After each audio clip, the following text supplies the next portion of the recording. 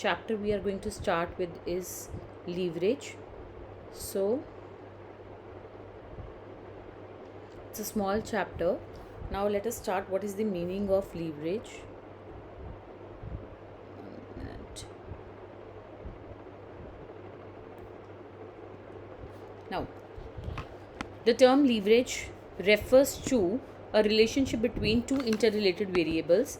The leverage may be defined as percentage change in one variable divided by the percentage change in another variable. So what is leverage basically?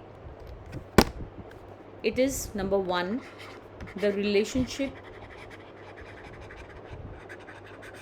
between two variables, right? So in this case, one variable is dependent variable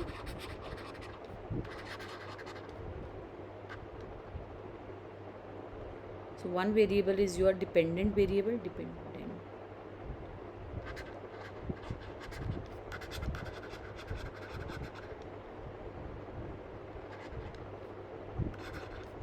and another variable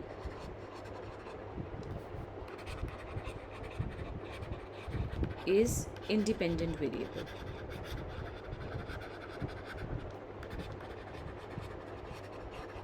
ठीक है. For example, अगर हम यहाँ पर बात करें sales और advertisement के बीच में रिलेशनशिप, ठीक है.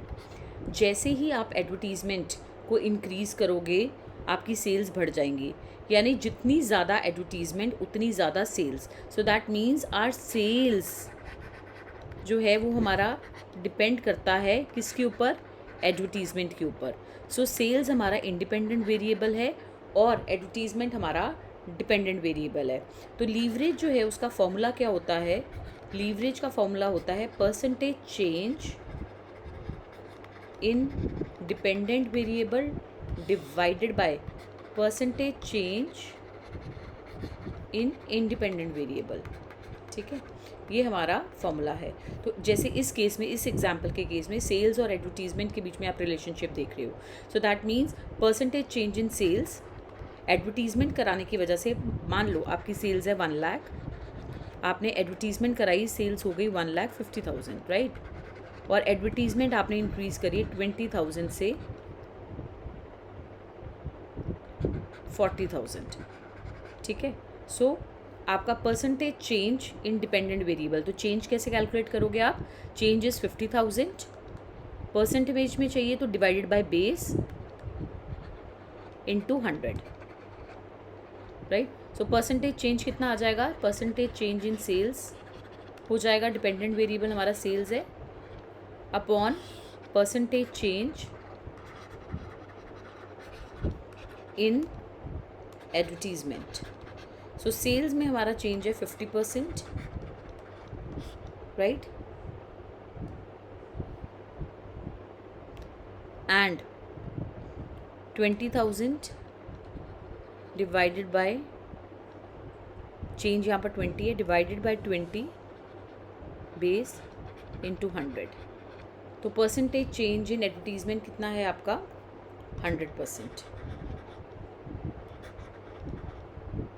अगर हम एडवर्टीज़मेंट एक्सपेंसेस जो हैं वो इंक्रीज़ कर रहे हैं, हम इससे बेटर है कुछ और एग्जांपल ले लें.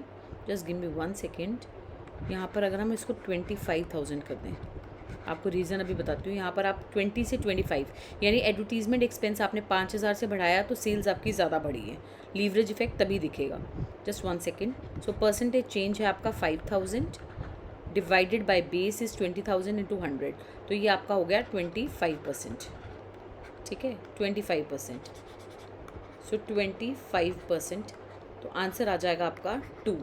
यानी अगर हम एडवर्टीज़मेंट एक्सपेंसेस का मतलब क्या है? अगर आप एडवर्टीज़मेंट एक्सपेंस 1 रुपये से बढ़ाओगे तो सेल्स आपकी 2 गुना बढ़ेंगी. That is the meaning. Is that clear? So 2 times ratio अगर आपकी आ रही है, दैट मीन्स अगर आप एडवर्टीज़मेंट एक्सपेंस को 1 रुपये से बढ़ाओगे तो आपकी सेल्स जो है वो 2 गुना बढ़ेंगी. दैट मीन्स 2 टाइम्स बढ़ेंगी। अगर हमारी लीवरेज आती 3, तो हम कहते हैं अगर हम एडवर्टीजमेंट एक्सपेंस से 1 रुपये से हम अपना खर्चा बढ़ाएंगे तो हमारी इनकम 3 गुना बढ़ेगी। That is the meaning of this leverage. याद रखना, लीवरेज इफेक्ट तभी होता है जब लीवरेज आपकी 1 से ऊपर होती है। 1 का मतलब लीवरेज नहीं होता है, that means there is no existence of leverage. Actual में अगर आप देखो तो लीवरेज का मतलब होता है एडिशनल बेनिफिट, राइट। अगर मान लो मैं 1 रुपये का एक्सपेंस कर रही हूँ, मैं आपको कह रही हूँ 1 रुपया खर्च हो, आपकी 1 रुपये की इनकम होगी, is there any benefit? There is no benefit, right. हाँ, अगर मैं आपको ये कहती हूँ आप 1 रुपया डालो, आपको 1.25 की इनकम होगी, तो इसका मतलब आपको 1 रुपये पे 25 पैसे की इनकम हो रही है, यानी 25% जो है वो इनकम हो रही है। Then there is some use of spending that amount. So leverage हम तभी कहते हैं एग्जिस्ट करती है जब आपका जो है लीवरेज की जो रेशियो है वो 1 से ऊपर होनी चाहिए, तभी आपके लिए बेनिफिशियल है। लीवरेज का मतलब क्या है? आप कोई भी चीज़ को उठाने के लिए अगर लीवर को यूज़ करते हो तो आपका एफर्ट कम लग रहा है और वेट ज़्यादा उठ रहा है, ठीक है। इसी तरह से आपका एक्सपेंस जो है वो कम लगना चाहिए और इनकम आपको ज़्यादा होनी चाहिए। That is the meaning of leverage. So leverage हमेशा आपकी एग्जिस्ट तभी करती है जब आपकी लीवरेज की जो रेशियो है 1 से ऊपर हो। दैट मीन्स अगर हम एडवर्टीजमेंट एक्सपेंस 1 रुपये से इंक्रीज़ करते हैं तो हमारा इनकम जो है वो 1.25 या 1.35 what ever is your ratio, उतना हमारा जो है इनकम होगी। सो that is the meaning of leverage. So leverage again मैंने आपको बताया, it means the percentage change in dependent variable upon percentage change in independent variable. अगर हम इस चैप्टर में बात करें टाइप्स ऑफ लीवरेज की, ठीक है, तो आपको बताती हूँ अभी लीवरेज एग्जिस्ट क्यों करती है। सो पहले हम कर ले types of leverage. There are 3 types of leverage, right. One is operating leverage, another one is financial leverage, and third one is combined leverage, OL, FL and CL. Operating, financial and combined leverage, ये 3 leverage बस आपने calculate करनी सीखनी है। अब सबसे पहले operating leverage जो है वो एग्जिस्ट करती है, अभी सिर्फ आप समझते जाओ, क्लैरिटी आपको होती जाएगी साथ में, फिक्स्ड कॉस्ट की वजह से। फाइनेंशियल लीवरेज एग्जिस्ट करती है because of fixed interest. Why? This I will tell you later. और कंबाइंड लीवरेज इन दोनों की वजह से एग्जिस्ट करती है, फिक्स्ड कॉस्ट और fixed cost and fixed interest दोनों की वजह से ये एग्जिस्ट करती है। तो कंबाइंड इफेक्ट का बताते हैं। सबसे पहले ऑपरेटिंग लीवरेज क्या होता है ये ध्यान से समझो। आप सेल्स लेते हो बिजनेस की, सेल्स में से वेरिएबल कॉस्ट माइनस करते हो, तो एक टर्म होता है कंट्रीब्यूशन, जो आपने मैनेजमेंट अकाउंटिंग में सीखा है, ठीक है। अगर आपको याद नहीं है थोड़ा सा बता देती हूँ। सेल्स में से हम माइनस करते हैं टोटल कॉस्ट, तो हमारा प्रॉफिट आता है। Is that clear? हम कहते हैं टोटल कॉस्ट को 2 पार्ट में डिवाइड कर दो, variable cost and fixed cost. अगर आप सेल्स में से खाली सिर्फ वेरिएबल कॉस्ट माइनस करोगे, अभी फिक्स्ड कॉस्ट रहती है, तो वो जो टर्म आती है उसको हम बोलते हैं कंट्रीब्यूशन, एंड उसके बाद आप फिक्स्ड कॉस्ट रिमेनिंग जो बच गई उसको माइनस करो, तो ये वाला प्रॉफिट आ जाएगा। सो हम बेसिकली इसमें करते क्या है, मैनेजमेंट अकाउंटिंग के कॉन्सेप्ट के अकॉर्डिंग हम वेरिएबल कॉस्ट और फिक्स्ड कॉस्ट में डिवाइड कर देते हैं, ठीक है। सो अभी आपकी फिक्स्ड कॉस्ट रहती है, तो फिक्स्ड कॉस्ट माइनस कर दो, आपका नेट प्रॉफिट आ जाएगा। इन्हीं नेट प्रॉफिट्स को आप EBIT भी बोलते हो FM की लैंग्वेज में, राइट।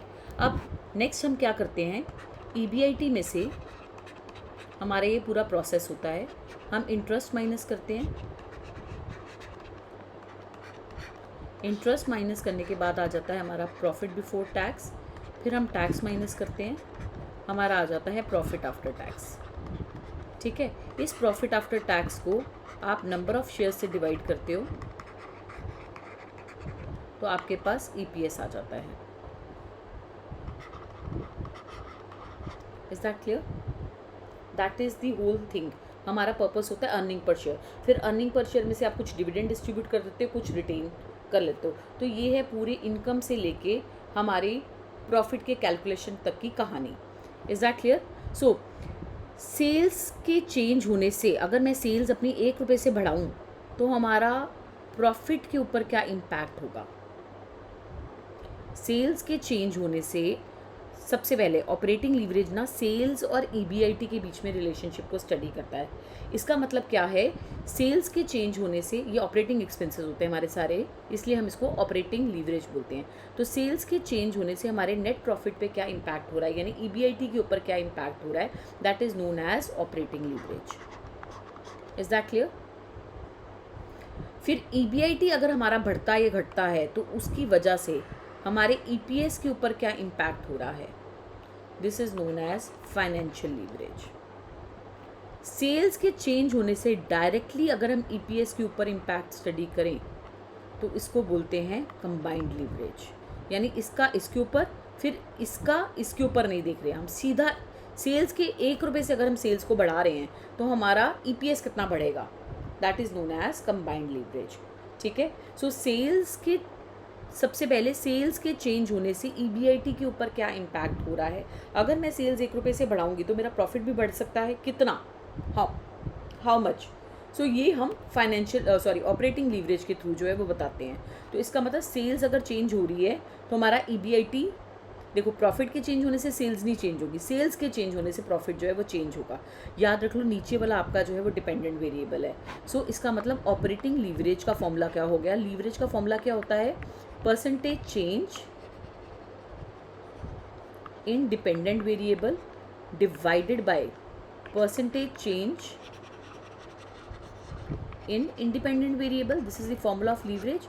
ठीक है, सो सेल्स के चेंज होने से हमारा ईबीआईटी पे क्या इम्पैक्ट हो रहा है, ईबीआईटी कितना चेंज हो रहा है, that means our profit depends upon the sales, जितनी हम सेल्स इंक्रीज करेंगे उतना हमारा प्रॉफिट जो है वो इंक्रीज होगा। सो ओएल का फॉर्मूला क्या कहेगा, percentage change in EBIT upon percentage change in sales. Is that clear? So that is the formula of operating leverage. अगर हम बात करते हैं फाइनेंशियल लीवरेज की, तो फाइनेंशियल लीवरेज क्या कहता है, ईबीआईटी के चेंज होने से ईपीएस पे क्या इम्पैक्ट हो रहा है, अर्निंग पर शेयर पे क्या इम्पैक्ट हो रहा है। सो दैट मीन्स अगर हमारे प्रॉफिट्स बढ़ेंगे तो हमारा ईपीएस भी बढ़ेगा, that means EPS depends upon EBIT. वैसे भी मैंने आपको बताया नीचे वाला डिपेंडेंट है यहाँ पर। सो percentage change in dependent variable which is your EPS upon percentage change in EBIT. Is that clear? So that is your financial leverage. And if you look at combined leverage, so combined leverage का formula क्या होगा, देखो combined leverage का formula होता है दोनों का combined effect. So that means OL into FL. Combined effect को स्टडी करना is your combined leverage. So operating leverage का आपने फॉर्मूला जो है वो क्या पढ़ा है, percentage change in EBIT upon percentage change in sales multiply by financial leverage which is your percentage change in EPS divided by percentage change in EBIT। तो आप देख रहे हो ये कट गया, ये कट गया, बचा क्या, therefore combined leverage is equal to percentage change in EPS divided by percentage change in sales। नीचे आपका आईडीवी होता है, ऊपर आपका डीवी होता है, डिपेंडेंट वेरिएबल, राइट। सो इसका मतलब सेल्स के चेंज होने से डायरेक्टली ईपीएस के ऊपर इम्पैक्ट स्टडी करना, सेल्स के चेंज होने से डायरेक्टली ईपीएस के ऊपर इम्पैक्ट स्टडी करना is known as combined leverage. This is what I told you. So it is also the combined effect of OL and FL. So that is why OL into FL combined leverage हो गया हमारा। और जब आप इसको open करते हो, ये कैंसिल करते हो, तो आपके पास वही चीज़ आ जाएगी जो मैंने आपको एक्सप्लेन करा था, that is known as combined leverage, right. अब नेक्स्ट थिंग जो मैंने आपको बताई है वो ये है, ये वही एग्जाम्पल है जो मैंने आपको बताई थी अभी। Now let us study the formula of operating leverage, but before that let me explain you the concept of operating leverage. So let me erase these slides. आप देखो ऑपरेटिंग लीवरेज मैंने आपको बताया है एग्जिस्ट करती है because of fixed cost, and financial leverage exist करती है बिकॉज ऑफ फिक्स्ड इंटरेस्ट। तो एक बार इसका कॉन्सेप्ट समझ लेते हैं। ऑपरेटिंग लीवरेज देखो, मान लो एक फर्म है,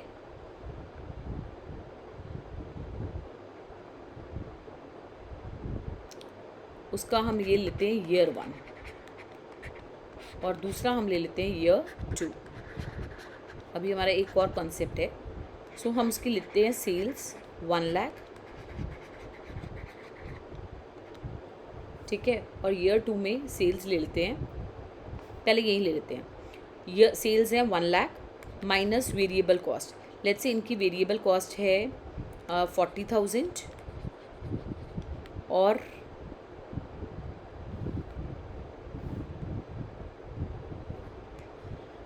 कंट्रीब्यूशन आ जाएगा 60,000। मान लो इस फर्म में फिक्स्ड कॉस्ट, ओके, सो फिक्स्ड कॉस्ट है ही नहीं, ये फर्म ए है,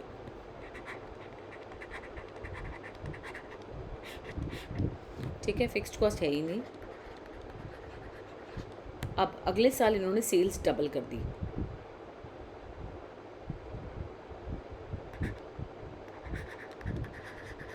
जितनी मर्जी करके देख लो आप सेल्स, कोई प्रॉब्लम नहीं है, डबल करनी है, 1.5 टाइम्स करनी है, 1,50,000 लेना है, जो भी लेना है। Variable cost varies with the output, तो ये अगर डबल हो रहा है तो ये भी डबल हो जाएगा।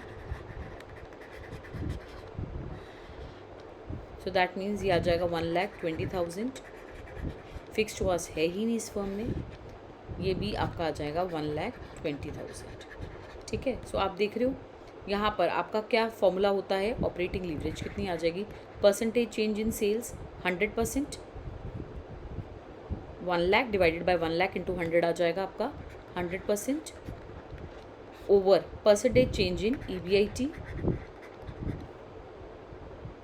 Sorry percentage change in dependent variable आपका EBIT है, तो 60 से 120 हो रहा है, तो ये भी 100% है, upon percentage change in sales, ये भी आपका 100% है। तो आपकी रेशियो देख रहे हो 1 ही आ रही है।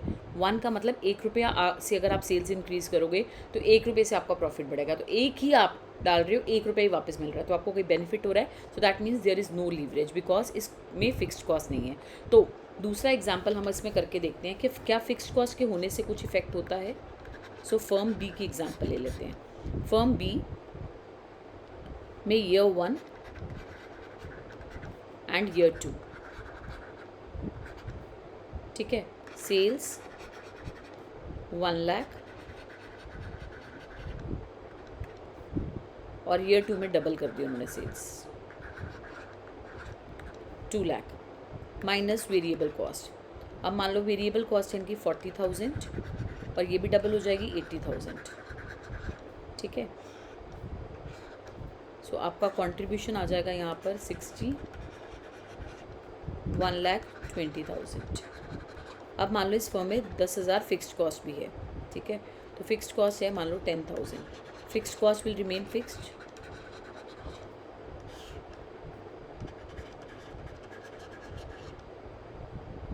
मैं ना इसमें 20 ले रही हूँ फिक्स्ड कॉस्ट, मेरे लिए थोड़ी कैलकुलेशन ईजी हो जाएगी। सो ये 40,000 हो जाएगा और ये आपका हो जाएगा 1 लाख, ठीक है।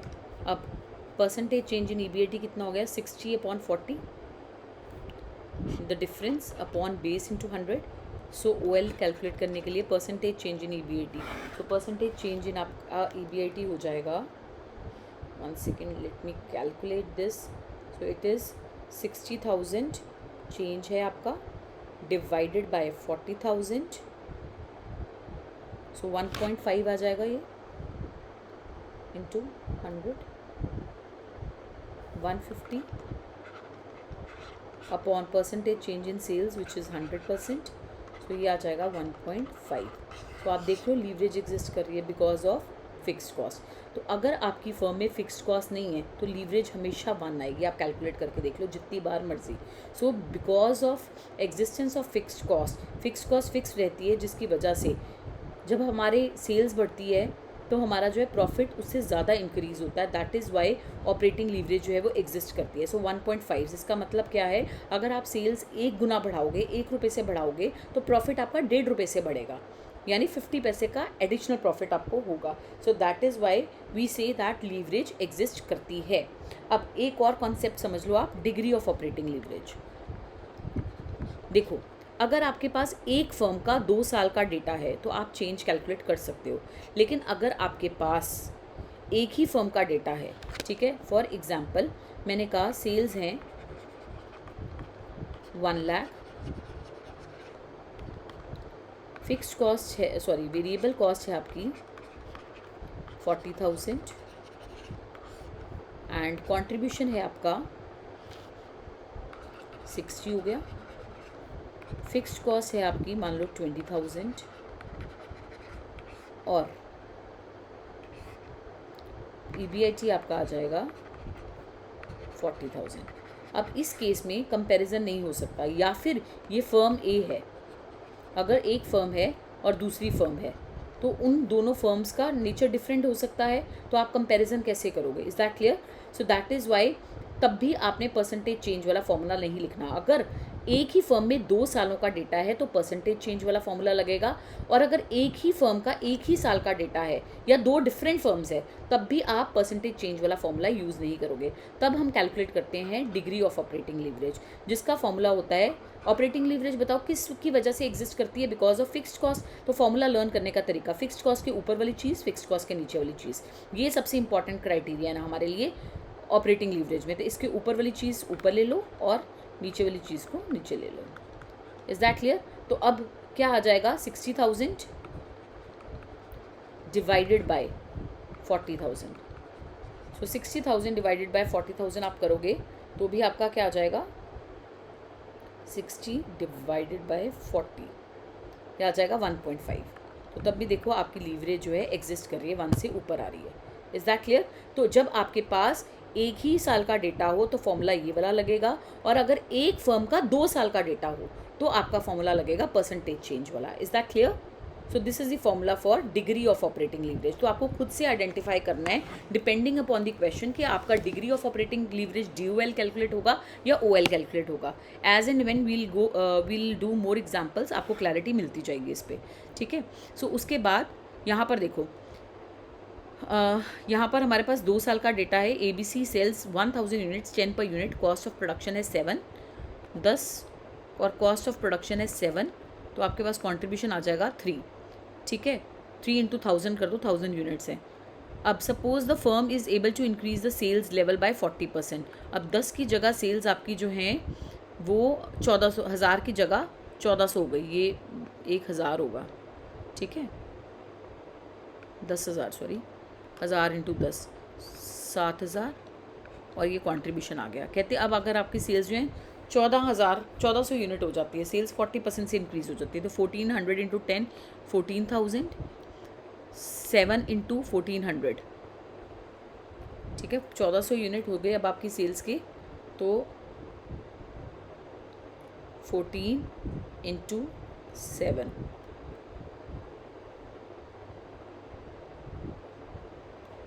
9800 माइनस 14,000 माइनस 9800 वेरिएबल कॉस्ट, ये आ जाएगा 4200, ठीक है। अब उसके बाद नेक्स्ट आपका है माइनस फिक्स्ड कॉस्ट। तो फिक्स्ड कॉस्ट इसमें कितनी है आपकी, फिक्स कॉस्ट कुछ नहीं दे रखी, तो EBIT आपका आ जाएगा 3000 और यहाँ आ जाएगा 4200। तो percentage change in sales upon percentage change in, क्योंकि ये एक ही फर्म का 2 साल का डेटा गिवन है तो परसेंटेज चेंज वाला फॉर्मूला लगाओगे। ये 1200 से इंक्रीज़ हो रही है, 1200 डिवाइडेड बाय 3000, ठीक है, 1200 डिवाइडेड बाय 3000, ये परसेंटेज चेंज आ जाएगा आपका 1200 डिवाइडेड बाय 3000, ये आ जाएगा 40% चेंज। एंड उसके बाद सेल्स आपकी कितनी चेंज हो रही है, 4000 डिवाइडेड बाय 10,000, अगेन 40%। देख रहे हो इस फर्म में फिक्स्ड कॉस्ट नहीं है तो लीवरेज भी 1 आ रही है। ये एग्जाम्पल पर प्रूव करा हुआ है इन्होंने, ठीक है। सो यही फॉर्मूला सॉल्व करा हुआ है। अगर मान लो अब उसके बाद उन्होंने कहा सपोज इसी फर्म में 1000 की फिक्स्ड कॉस्ट आ जाती है, तो फिक्स्ड कॉस्ट ये 3000, फिक्स्ड कॉस्ट हमने 1000 माइनस कर दी, तो EBIT आपका आ जाएगा 2000 और 3200। अब परसेंटेज चेंज का फॉर्मूला क्या हो जाएगा, percentage change in dependent variable which is your EBIT 1200 divided by 2000 into 100, यह आ जाएगा 60%। और परसेंटेज चेंज इन सेल्स आपका 40% है, 4000 डिवाइडेड बाय 10,000, तो ये आपकी रेशियो आ जाएगी 1.5। तो क्योंकि अब फिक्स्ड कॉस्ट आ गई है तो लीवरेज एग्जिस्ट कर रही है। सो ये हम डिस्कस कर चुके हैं ऑलरेडी। अब ऑपरेटिंग लीवरेज एग्जिस्ट किसकी वजह से करती है, बिकॉज ऑफ फिक्स्ड कॉस्ट। तो मैंने आपको बताया अगर हमारे पास एक ही साल का डेटा है तो आप परसेंटेज चेंज जो है वो कैलकुलेट नहीं करोगे, आप degree of operating leverage calculate करोगे। तो डिग्री ऑफ ऑपरेटिंग लीवरेज का फॉर्मूला क्या होता है, contribution upon EBIT, fixed cost के ऊपर वाली चीज़, फिक्स्ड कॉस्ट के नीचे वाली चीज़, ठीक है। अब बात करते हैं फाइनेंशियल लीवरेज। मैं मीनिंग ऑलरेडी एक्सप्लेन कर चुकी हूँ। डेफिनेशन आप क्या लिखोगे, फाइनेंशियल लीवरेज जो है that exist because of EBIT and EPS, right. So it is कि EBIT के चेंज होने से हमारा EPS में क्या चेंज होता है। So the financial leverage measures the responsiveness of EPS to the change in EBIT, EPS to the change in EBIT, EBIT के चेंज होने से पे EPS कैसा रिस्पॉन्स करता है, one and the same thing, ठीक है। सो फॉर्मूला क्या है, percentage change in EPS upon percentage change in EBIT। अब ये क्या है ये मैं भी आपको एक्सप्लेन करती हूँ। नाउ एक चीज़ याद रखना, जब आप फाइनेंशियल लीवरेज को कैलकुलेट कर रहे हो तो फाइनेंशियल लीवरेज कैलकुलेट करने का फॉर्मूला आपको मैंने बताया था, EBIT माइनस इंटरेस्ट, आपका क्या आ जाएगा, प्रॉफिट बिफोर टैक्स, उसमें से आप टैक्स माइनस करते हो तो प्रॉफिट आफ्टर टैक्स आ जाता है।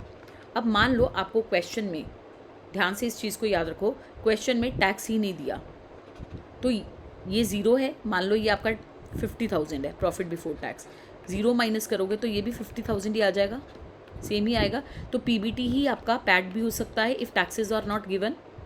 और अगर आपको नंबर ऑफ़ शेयर्स भी गिवन नहीं है तो आप EPS कैसे कैलकुलेट करोगे, how will you calculate EPS, क्योंकि PAT upon number of shares करते हो तो आपका EPS कैलकुलेट होता है। अगर आपको ये भी नहीं गिवन तो how will you calculate the EPS, right. तो इस केस में फॉर्मूला वेरी कर सकता है फाइनेंशियल लीवरेज के केस में। अगर आप बुक्स में देखोगे तो कभी फॉर्मूला लिखा होगा percentage change in EPS upon percentage change in EBIT, एक ये फॉर्मूला लिखा होगा। जिन क्वेश्चंस में नंबर ऑफ शेयर्स की कोई इन्फॉर्मेशन नहीं होगी, आप क्वेश्चंस प्रैक्टिस करोगे आपको समझ में आ जाएगा। सो जिन क्वेश्चन में नंबर ऑफ शेयर्स की इन्फॉर्मेशन ही नहीं गिवन है तो परसेंटेज चेंज, अब नंबर ऑफ शेयर्स नहीं है तो मैं इसकी जगह क्या ले सकती हूँ, पैट। इन पैट कई फॉर्मूलाज में आप देखोगे EPS की जगह पैट लिखा होगा, पर उस क्वेश्चन में ध्यान से अगर आप देखोगे तो आपको पता चल जाएगा नंबर ऑफ शेयर्स गिवन ही नहीं है, इसलिए पैट लिया है। परसेंटेज चेंज इन EBIT, और जिन क्वेश्चन में टैक्सेस भी नहीं गिवन है तो उनमें फॉर्मूला ऐसे भी ले सकते हैं हम। तो आपको समझ में आ जाएगा कि अगर हमें टैक्सेस ही नहीं गिवन तो ये और ये सेम हो जाएगा, तो why not to write percentage change. अगर आप पैट भी लिख दोगे तो पैट तो वही होगा जो PBT होगा। सो percentage change in PBT upon percentage change in EBIT। कुछ क्वेश्चन में आप ये फॉर्मूला देखोगे, कुछ में ये देखोगे, कुछ में ये देखोगे, कंफ्यूज मत हो जाना। That depends upon the information given in the question. If we are not given with the number of shares नहीं गिवन हमें तो ये फॉर्मूलाज आ जाएगा। अगर हमें टैक्स रेट भी नहीं गिवन,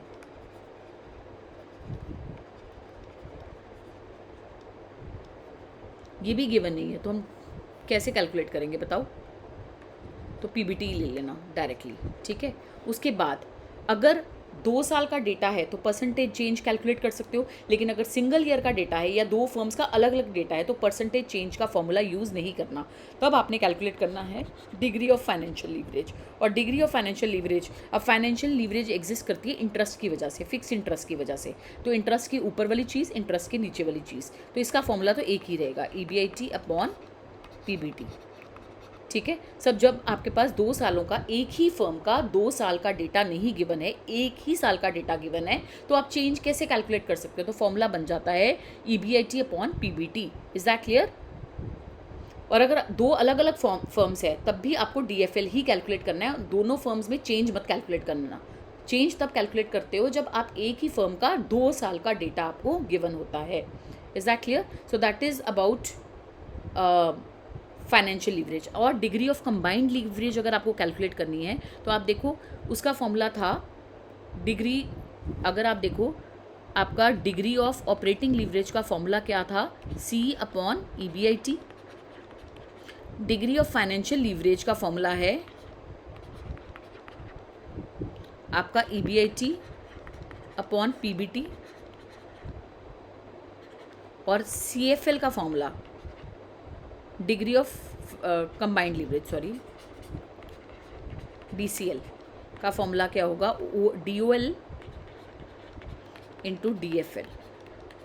तो DOL क्या है? C upon EBIT multiply by DFL क्या है? EBIT upon PBT।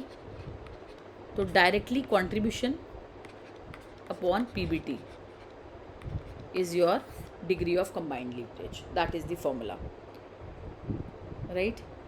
So we'll do some numerical questions in the next video, part 2 of leverage. Till then, thank you. See you in the next video.